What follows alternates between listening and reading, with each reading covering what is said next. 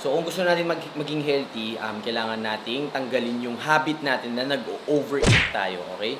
So hindi sa point na kailangan mong hindi na kumain, hindi sa point na kailangan hindi ka na mag-rice, hindi sa point na kailangan hindi ka na magtinapay, hindi ka na mag-carbs, or yun, in short na lang, hindi na mag-carbs.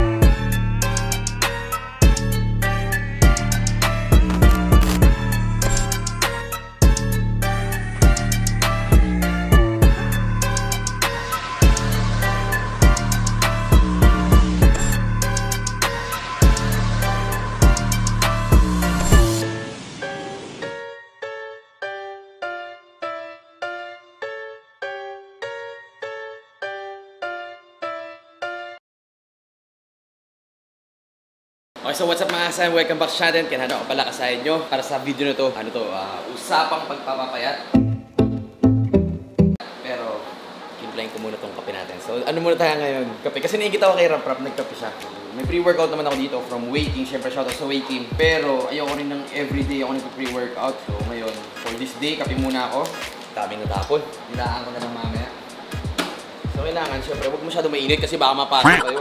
So, syempre, unang-una, may magtatanong dyan, Idol, di ba may sugar yan? Ito ko sa inyo. So, nakikita nyo itong nutrition facts. Yan. So, kailangan lagi kayong aware dyan sa mga kinakain nyo or mga tinitake nyo. So, for example, itong tinake natin, serving size nito, 26 grams. Number of servings per pack. So, di ko alam kung ibig sabihin, twin pack, okay. So 26 grams daw yung powder na yon. So, hindi ko na na-check kung 26 grams. 24 na lang kasi may natapon eh. So, nakalagay dito, calories niya, 115 calories. So, imagine nyo, ganun lang, 115 calories. Pero syempre, more on carbs naman kasi ito eh. More on carbs to. Isipin nyo, 19 grams of carbs na siya, di ba? So, malapit na siya sa half rice. Pero ininom mo lang. So, pasok sa calories nyo, pero nag-take kayo ng isang kape, paano kung 2 beses pa kayo mag-take ng kape? Halos nag 1 cup of rice na kayo. So, masaya kayo na nainom nyo, yes. Ang tanong doon, paano kung sobrang baba na ng calories yung tinitake nyo, tapos lalagyan nyo pa ng chocolate drink or mga kape, di ba? Hindi kayo mabubusog doon.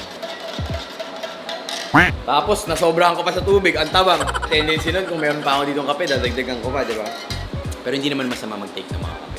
Tandaan nyo kasi, ang secret lang sa pagpapapayat, tandaan nyo, lalo na kung kayo ay tao na obese or gusto nyo talagang mataas body fat nyo, reason kasi yan kung bakit ganyan is overeating talaga tayo.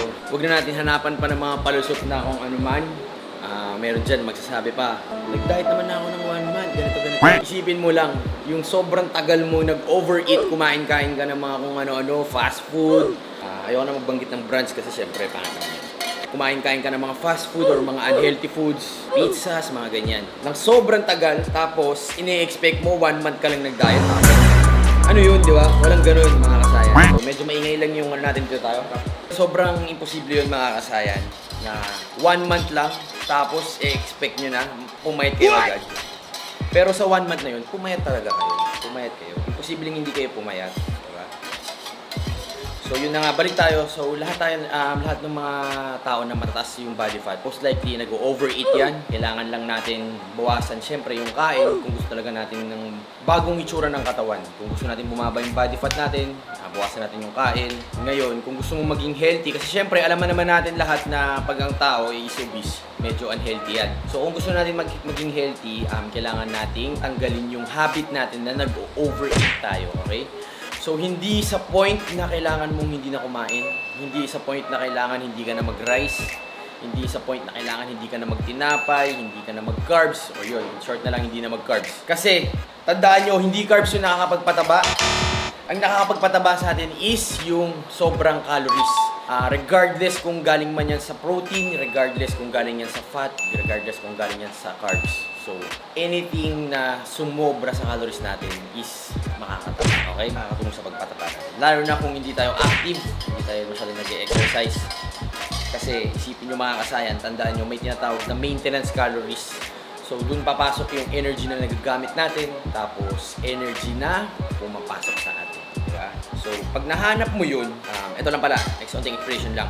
Meron dyan mga calculator online, pero walang sobrang exact na formula para mahanap yun. So, kailangan nyo lang maging consistent. Mag-stick kayo. Kuha kayo siguro ng isang formula, hanapin yung maintenance calories nyo. Mag-stick kayo doon for a week or 2 or month, then observe. Yun yung pinaka-best way, okay? Kumbaga, meron tayong tinitake everyday na calories. So, isipin nyo parang box siya or circle or ito yun, yung calories na pwede natin i-take.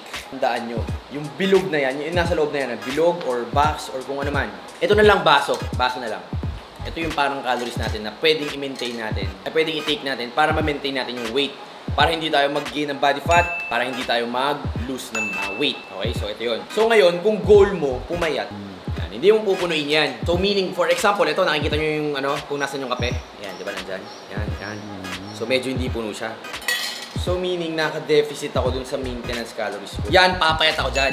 Papayat ako dyan. So for example, lagyan natin ng tubig to kasi magiging matabang naman yung ko. So ngayon, ito yung maintenance calories mo. Ito yung mga pagkain, yung kape. Kunyari lang huwag nyo isipin kape yan. Pagkain yan. Kahit anong pagkain pa yan. Kahit chicken breast, kahit oatmeal, kahit mga kung anong healthy, kahit whey. Taan nyo to kahit whey. Ibig sabihin, porky whey, lalaki na muscle mo kahit sumobra ka. Ibig sabihin, kahit protein, lalaki na muscle mo kahit sumobra ka. So pupunuin natin yan. Uy, ba't ayaw?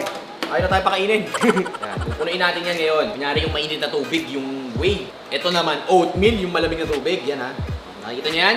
Ngayon, nakita mo, natapon. Natapon, di ba? Ayan, natapon. Dami kong alam Mamaya ako inumin. Natapon. So yung mga na-extra na yun, magto-turn into fat yun. So ganun lang explanation. Sobrang simple. Ngayon, iinumin ko ulit. Ang tabang. Ininom ko. So parang yun yung exercise ko. Nag-burn ako, nag-cardio ako, di ba? Nag-burn ako, nag-cardio ako.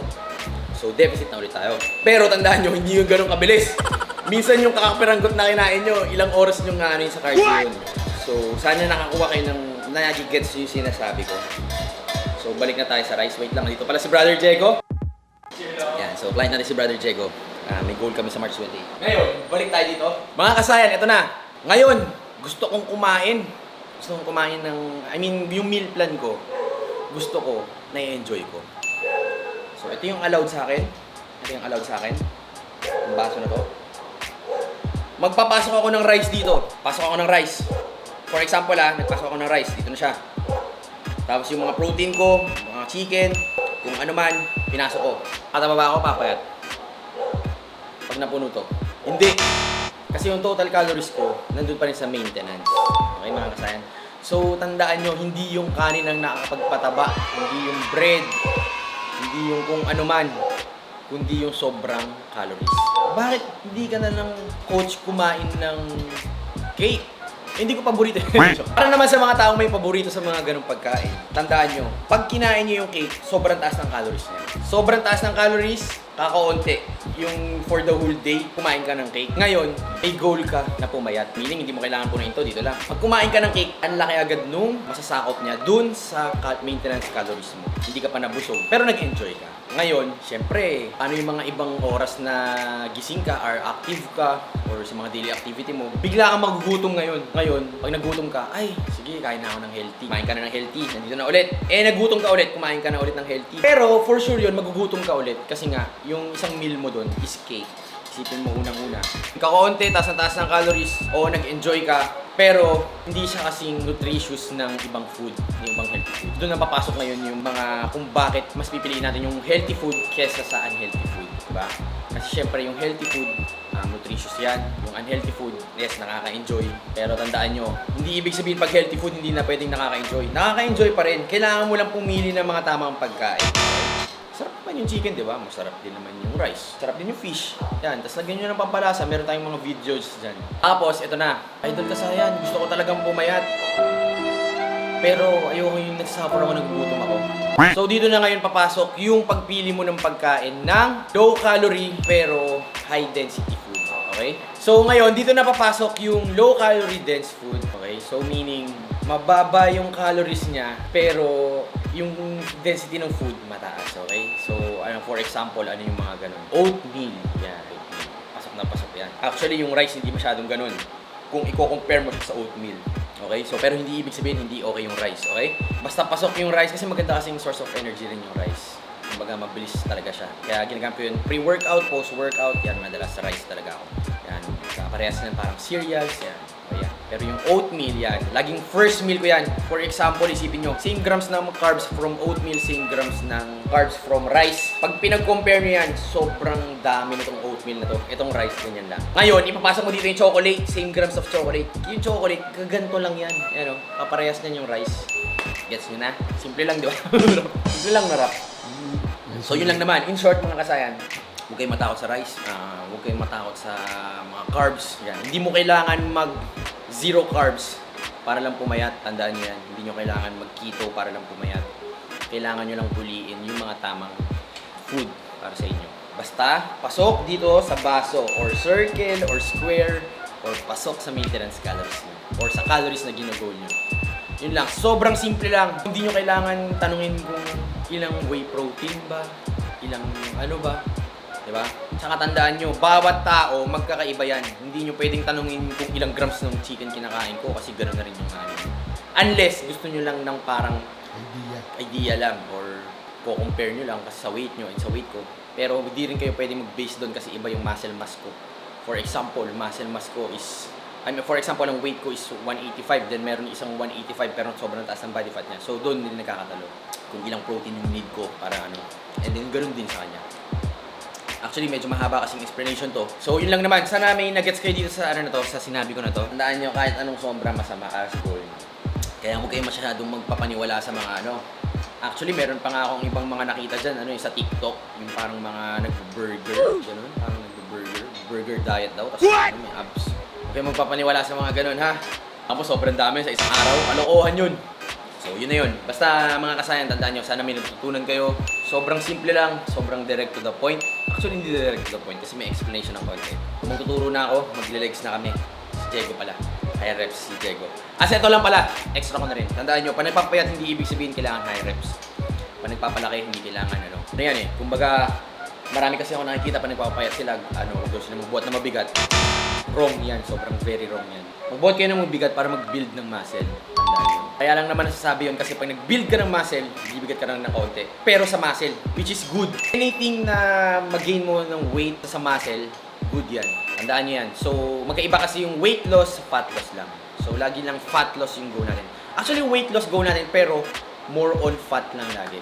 Pero kung sobrang drastic yung ginagawa nyo, like for example, galing kayo sa 5 meals or kahit 3 meals na sobrang malalaki, mga burger, ganito, bigla kayong nag-itlog lang, 3 itlog sa isang araw. Papayat kayo, sobra, papayat, gagaan tayo, pero for sure, yung muscle mass nyo sobrang dami rin na burn. So, at the end, ang mangyayari niyan, tandaan nyo, after yung matapos sa diet nyo na yon, yung binge eating, meaning yung rebound, after nun, pag napakain kayo, grabe. Sobrang grabe talaga.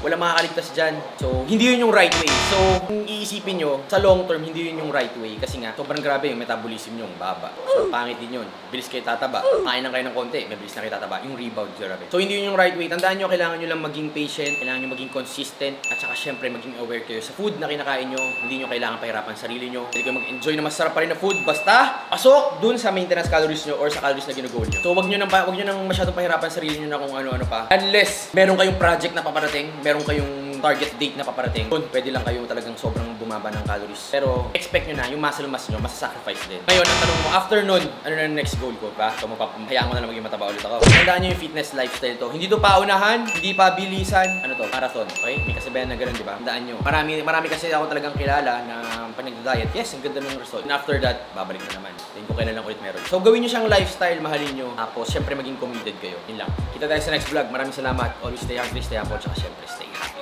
Mag-enjoy kayo sa pagkain. Huwag nyo pahirapan masyado sa sarili. Sign out!